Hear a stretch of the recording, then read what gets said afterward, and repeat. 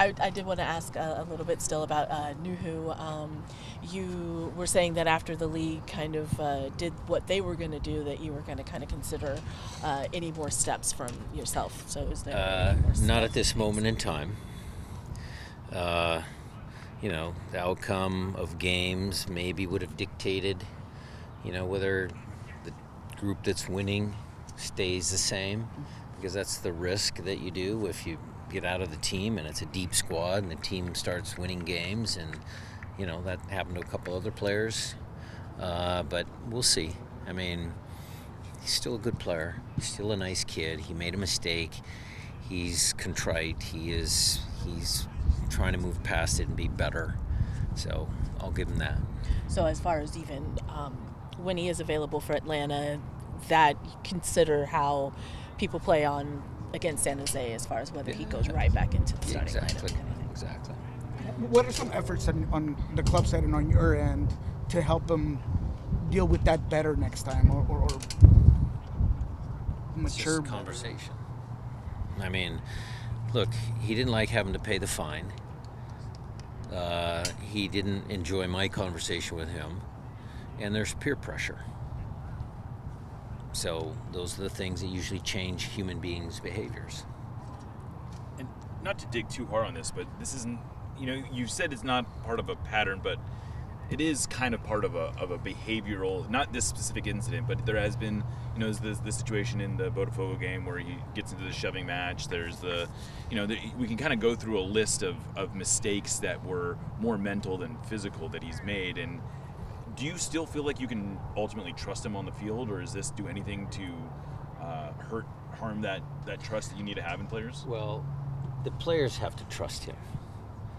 And obviously, I understand where your question is going, but for me, do I trust him? Is he still the best left back that we have on the squad?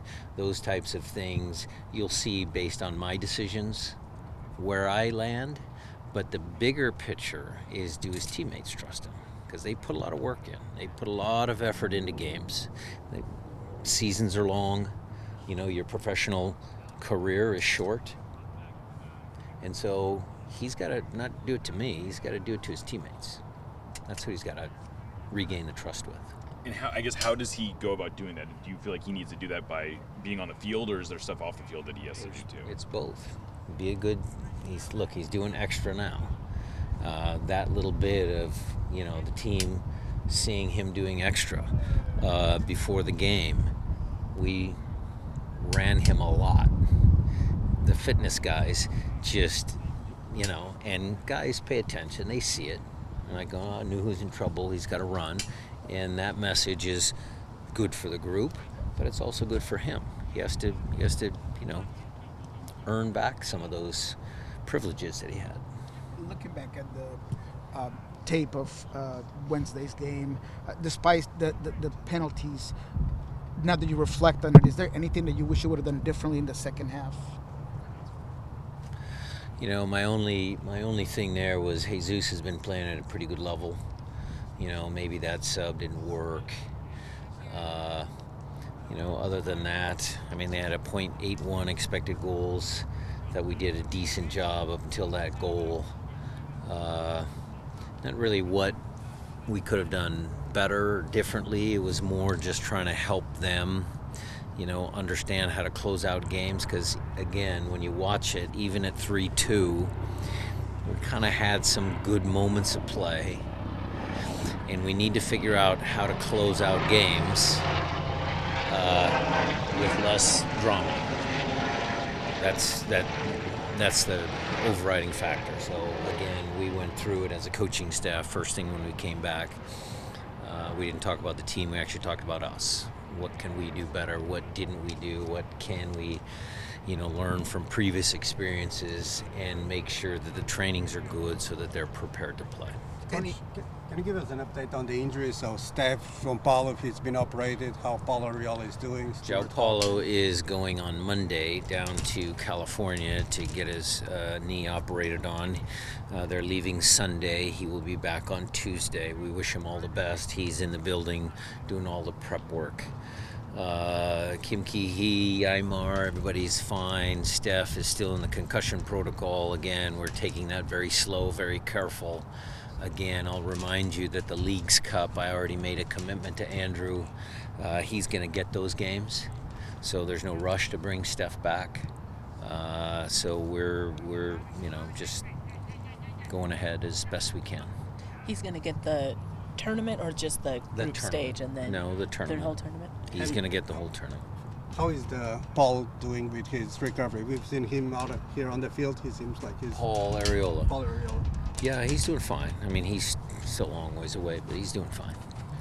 When it comes to the midfield, the pivots, obviously they've worked very well, and they continue to get a lot of playtime, play the less rotated group out of all the lineup. Is that based on just how good they're doing, or just a lack of maybe, when you look at that bench, bringing in players that could do some of the things that those two can do? Well, losing JP was a blow.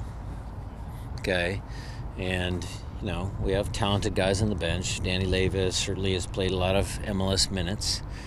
The idea for Wednesday was to get a lead and try and take some miles off Christian and Obed. It didn't work out as planned. Okay, so for this game, we'll see what happens. I'll try and get some legs off them, but again, it's MLS. It is a long season.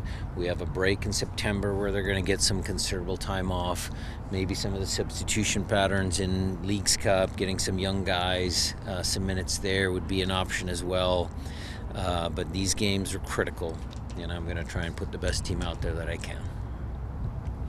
When it comes to, obviously, San Jose, Bruce Arena, guy you have a relationship with, what is it like having him back here at Lumen Field? He's the GOAT. He's the GOAT. So it's good to have him back on the sidelines. Happy to take take my place as the second oldest guy in MLS. Sorry, Bruce. But a lot of good history with Bruce. I mean, one of my favorite sayings still comes from Bruce. When I asked him when I was a USL coach, I said, just give me one thing. I know it was an unfair question. He was at some coaching clinic that I was at, and I said, if there's just one thing that the difference between my level at the USL and your level at the World Cup, he was coaching the World Cup team at the time, before I even finished the question, he said, consistent technical ability under pressure. And I remember that to this day, and I use that all the time. Yeah, you do. Sorry, I didn't mean you do. So You, that's credit to Bruce. Good guy. With JB, how have you seen him be able to handle the different positions that he's had It's good. to help Look, he you got a out? little tired because the left back position, a little bit more work. So I thought he was fatiguing a little bit, wanted to get Reed on the field, because Reed's going to need to play. So he was fine. He'll move back to center back for this match, and, he'll be fine. What have you seen out of Ryan Kent away from the field, right? I mean, he was off to a hot start. He's having some issues getting some minutes. How have you seen him respond to? He's been fine. I mean, look, he's a quiet kid, but he gets along with everybody. His attitude in training's been decent. There's nothing wrong. He's a nice young man. And with Pedro, what have you thought you've been getting out of him, and what do you like to see more of in the last few? Well, look. To be fair to Pedro, his opportunities haven't come as frequently as he would have liked, and there is competition amongst the squad. Jesus is playing pretty good, and so it's been tough. And the challenge for Pedro is to keep his confidence high when he gets his minutes, to perform at the level I know he can play at, because he's a talented player, probably the most technical guy with his feet on our team, and see if he can make impact in the games. And start slow, just build some momentum, build some confidence, and we'll have a useful player.